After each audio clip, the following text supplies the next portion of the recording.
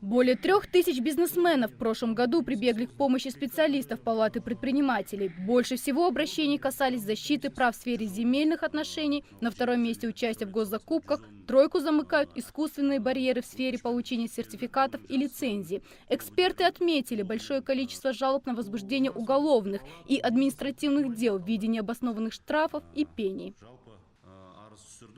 С целью эффективного и системного решения задач по защите прав и законных интересов бизнеса, а также публичного освещения проблемных вопросов развития бизнеса в Палате предпринимателей области, создан Совет по защите прав, состоящий из депутатов, адвокатов, во главе с генерал-майором в отставке Молдияром Аразалиевым.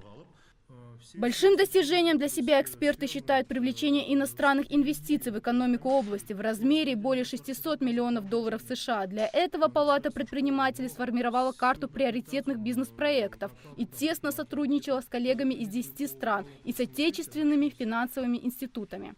Если это вопросы финансирования, то у нас созданы рабочие группы, контактные группы со всеми финансовыми институтами, с банками второго уровня, с дочерними компаниями Казагро, на котором заявки принимают наши представители, директора районов, и они уже отслеживают механизм и сроки предоставления кредита.